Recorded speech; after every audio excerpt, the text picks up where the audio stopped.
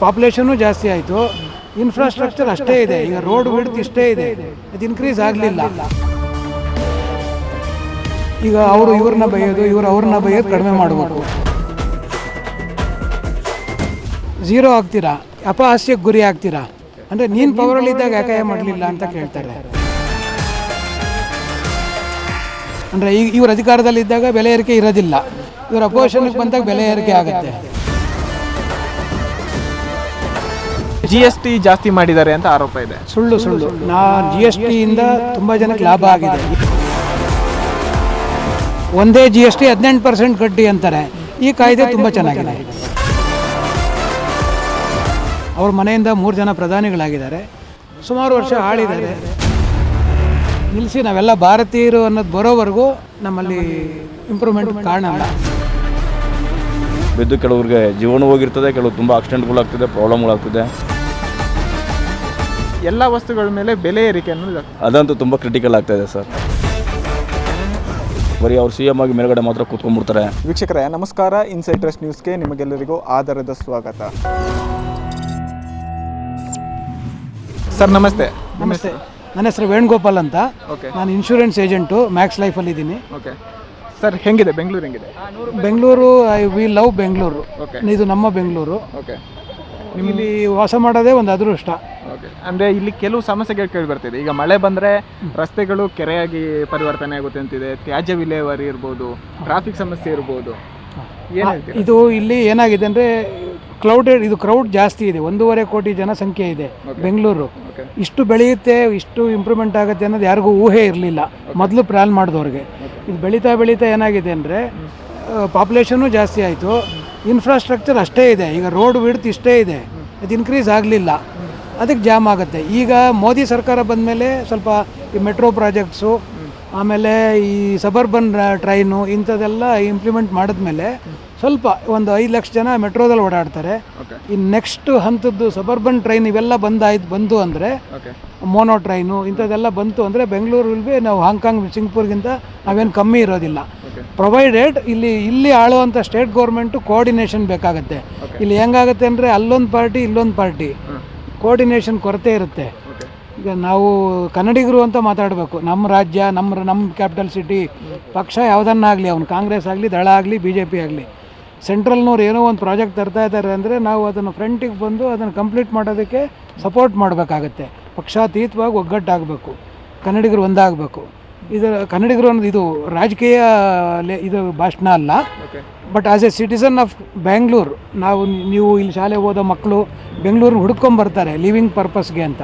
Software ಕಂಪ್ನಿಗಳಿದೆ, ಒಳ್ಳೆ education ಕೇಂದ್ರ, ಎಲ್ಲ ಪ್ರತಿಯೊಂದು ಇದೆ. ಇಲ್ಲಿ ಒಳ್ಳೆ ಹವಾಗುಣ. ಸ್ವಿಟ್ಜರ್ಲೆಂಡ್ಗಿಂತ ಏನು ಕಡಿಮೆ ಇಲ್ಲ Bengaluru. We are more than Switzerland. ಇಲ್ಲಿ ನಮಗೆ ಒಳ್ಳೆ ವಾತಾವರಣ, ಗಾಳಿ, ಮಳೆ ಎಲ್ಲ ಚೆನ್ನಾಗಿದೆ. ಹಾಗಾಗಿ ಎಲ್ಲ ಇಲ್ಲಿ ಕ್ರೌಡ್ ಆಗೋದ್ರಿಂದ ಸೊ ಜನನೂ ಸಪೋರ್ಟ್ ಮಾಡಬೇಕಾಗತ್ತೆ.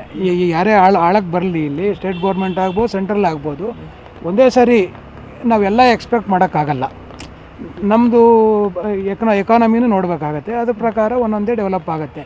ಅಟ್ ಪ್ರೆಸೆಂಟು ಈಗ ಎಲ್ಲರೂ ಕೋಆರ್ಡಿನೇಷನ್ನಲ್ಲಿ ಕೊರತೆ ಇದೆ, ನಮಗೆ ಕಾಣ್ತಾ ಇರೋದು. ಈಗ ಅವರು ಇವ್ರನ್ನ ಬೈಯೋದು, ಇವರು ಅವ್ರನ್ನ ಬೈಯೋದು ಕಡಿಮೆ ಮಾಡಬೇಕು.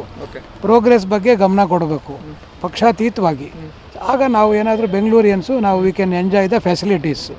ಇಲ್ಲಾಂದರೆ ಬರೀ ನಾವು ಅವ್ರನ್ನ ಬೈಯೋದು, ಅವ್ರು ನಮ್ಮನ್ನು ಬೈಯೋದು, ನೀವು ಆಳ್ವಿಕೆಯಲ್ಲಿದ್ದಾಗ ಇವ್ರನ್ನ ಬೈಯೋದು, ಇವ್ರು ಆಳ್ವಿಕೆಯಲ್ಲಿದ್ದಾಗ ಅವ್ರನ್ನ ಬೈಯೋದು, ಈಗ ಮಾಡೋದು ಅಲ್ಟಿಮೇಟ್ಲಿ ಏನಾಗುತ್ತೆ, ನೀವು ಜನದ ಮುಂದೆ ಝೀರೋ ಆಗ್ತೀರಾ, ಅಪಹಾಸ್ಯಕ್ಕೆ ಗುರಿ ಆಗ್ತೀರಾ.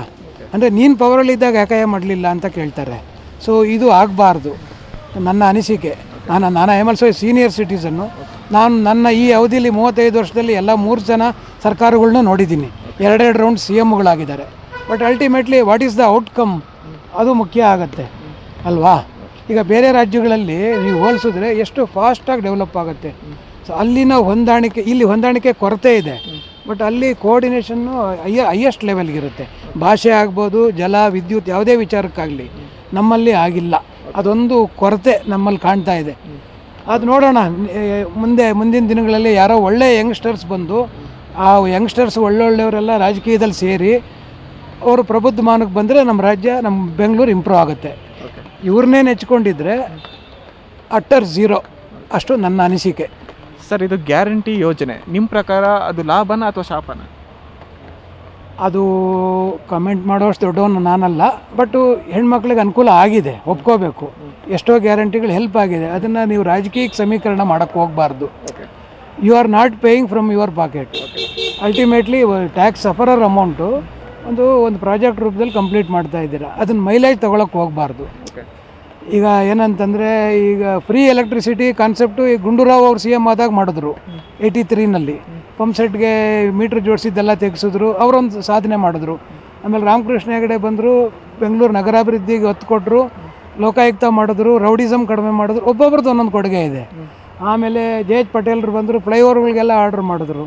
ವೀರೇಂದ್ರ ಪಾಟೀಲು ಅವ್ರು ಬಿಡಿ, ಅವರ ಎಕನಾಮಿಸ್ಟು, ತುಂಬ ಸೂಪರ್ಬ್. ಆಮೇಲೆ ಬಂಗಾರಪ್ಪ ಬಂದರು, ಆಶ್ರಯ ಮನೆ ಯೋಜನೆ ಕೊಟ್ಟರು.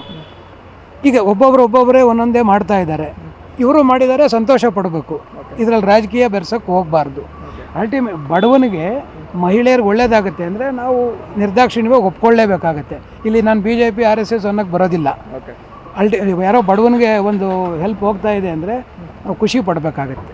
ಸರ್, ಇದು ಈಗ ಬೆಲೆ ಏರಿಕೆ ಅನ್ನೋದಾಗ್ತಾ ಇದೆ. ಯಾವುದೇ ವಿಷಯ ಅಂತ, ಹೂ ಇರ್ಬೋದು, ಹಣ್ಣು ಇರ್ಬೋದು, ಅಥವಾ ಪೆಟ್ರೋಲಿಯಂ ಪ್ರಾಡಕ್ಟ್ಸ್ ಇರ್ಬೋದು, ಬೆಲೆ ಏರಿಕೆ ಅಂತ ಆಗ್ತಿರೋದು ಗ್ಯಾರಂಟಿ ಯೋಜನೆ ತಂದಾಗ್ಲಿಂದ ಅಂತ ಕೆಲವರು ಹೇಳ್ತಿದ್ದಾರೆ.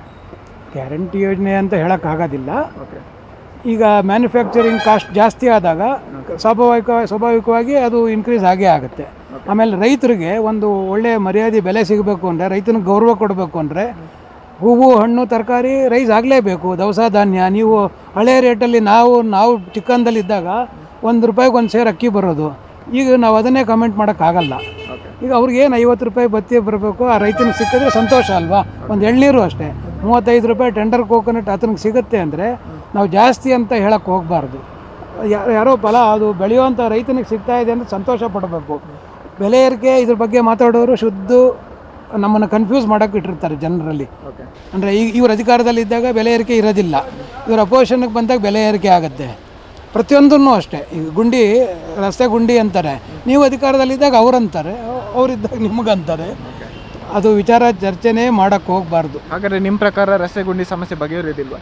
ಬಗೆಹರಿಯುತ್ತೆ. ಈಗ ನಾವು ನಾರ್ಮಲ್ಗಿಂತ ಒಂದು 20% ಹೆಚ್ಚು ಮಳೆ ಆದರೆ ಯಾವ ಪಕ್ಷ, ಯಾವ ಇಂಜಿನಿಯರ್ ಏನು ಮಾಡೋಕ್ಕೆ ಸಾಧ್ಯ?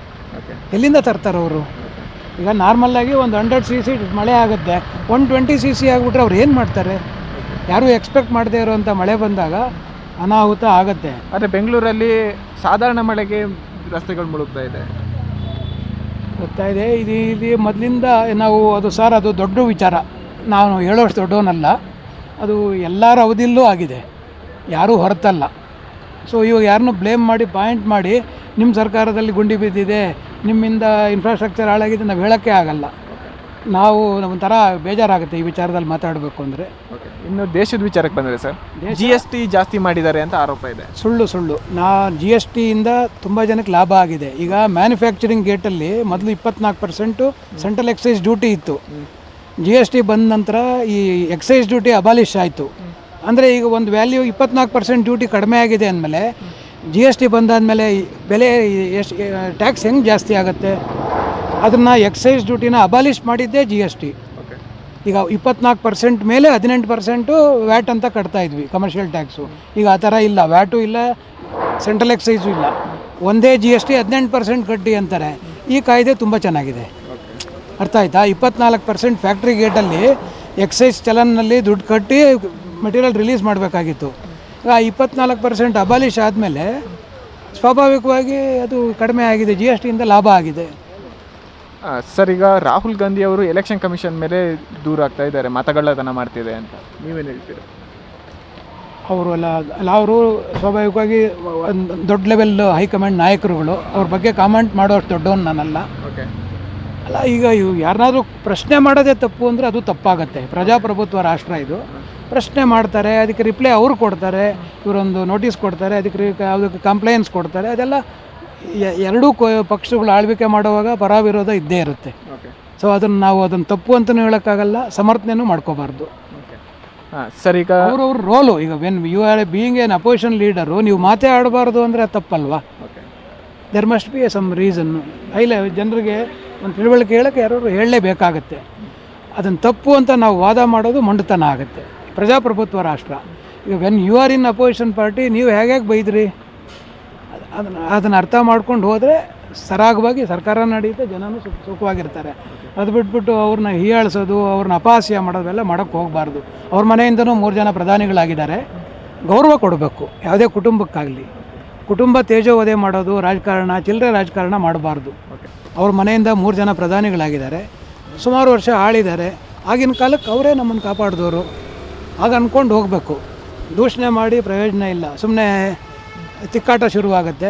ಜನರಲ್ಲಿ ಭಿನ್ನಾಭಿಪ್ರಾಯ. ಈಗಾಗಲೇ ಹಳ್ಳಿಗಳಲ್ಲಿ ಒಗ್ಗಟ್ಟಿಲ್ಲ, ಶಾಲೆಗಳಲ್ಲಿ ಎಲ್ಲೇ ಹೋಗ್ರಿ, ನೀವೊಂದು ಆಫೀಸ್ಗೆ ಹೋಗ್ರಿ, ಈ ಥರ ಅವರು ಇವರು ಆ ಪಾರ್ಟಿ ಈ ಪಾರ್ಟಿ ಜಾತಿ ಭೇದ ಸಾಕಾಗೋಗಿದೆ. ನಿಲ್ಲಿಸಿ ನಾವೆಲ್ಲ ಭಾರತೀಯರು ಅನ್ನೋದು ಬರೋವರೆಗೂ ನಮ್ಮಲ್ಲಿ ಇಂಪ್ರೂವ್ಮೆಂಟ್ ಕಾಣಲ್ಲ. ಅದಕ್ಕೆ ನಾವು ಆದಷ್ಟು ಯಂಗ್ಸ್ಟರ್ಸು ಅವ್ರಿಗೆಲ್ಲ ಏನು ಗೈಡ್ ಮಾಡ್ತೀನಿ ಅಂದರೆ, ಜಾತಿ ಬಿಡಿ, ನೀತಿಯಿಂದ ಹೋಗಿ, ನಿಮ್ಮ ತಂದೆ ತಾಯಿಗೆ ನಮಸ್ಕಾರ ಮಾಡಿ, ಎಲ್ಡರ್ಸ್ಗೆ ಗೌರವ ಕೊಡಿ, ದೇಶ ಪ್ರೇಮ ಬೆಳೆಸ್ಕೊಳ್ಳಿ. ಸ್ವಾಭಾವಿಕವಾಗಿ ಬರುತ್ತೆ. ಆಮೇಲೆ ಇಂಪ್ರೂವ್ಮೆಂಟು, ಡೆವಲಪ್ಮೆಂಟ್ಸು ಎಲ್ಲ ಬರುತ್ತೆ. ಆಯಿತಾ? Thank you sir. Thank you sir. ನಮಸ್ತೆ. ನಮಸ್ತೆ ಸರ್. ನಿಮ್ಮ ಹೆಸರು? ನವೀನ್ ಅಂತ. ಯಾವ ಊರು ಸರ್? ಇದವ್ರು ಬೆಂಗಳೂರೇ. ಬೆಂಗಳೂರೇ. ಹಂಗಾರೆ ಬೆಂಗಳೂರು ಬಗ್ಗೆ ಜಾಸ್ತಿ ತಿಳ್ಕೊಂಡಿರ್ತೀರಾ? ಏನೋ ಸರ್, ಬೆಂಗಳೂರು ಬಗ್ಗೆ ಮಾತಾಡೋದಾದರೆ, ಮಳೆ ಬಂದರೆ ರೋಡಲ್ಲಿ ನೀರು ನಿಲ್ಲುತ್ತೆ ಅನ್ನೋ ಸುದ್ದಿ ಹರಿದಾಡ್ತಾ ಇದೆ. ತುಂಬ ನಿಲ್ಲುತ್ತೆ ಸರ್. ಪ್ರಾಬ್ಲಮ್ ಇದೆ ಅದು. ಯಾಕೆ? ಅದು ಇವಾಗಿಂದ ಅಂತಲ್ಲ, ಆವಾಗಿಂದನೂ ಪ್ರಾಬ್ಲಮ್ ಇದೆ. ಓಕೆ.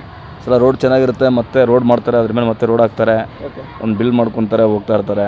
ಮತ್ತೆ ರೋಡ್ ಏನಾಗುತ್ತೆ, ಮತ್ತೆ ಕಿತ್ತೋಗುತ್ತೆ. ವೆಹಿಕಲ್ಗಳು ಜಾಸ್ತಿ ಓಡಾಡ್ತಾರೆ, ಮತ್ತೆ ಕೀಳುತ್ತೆ.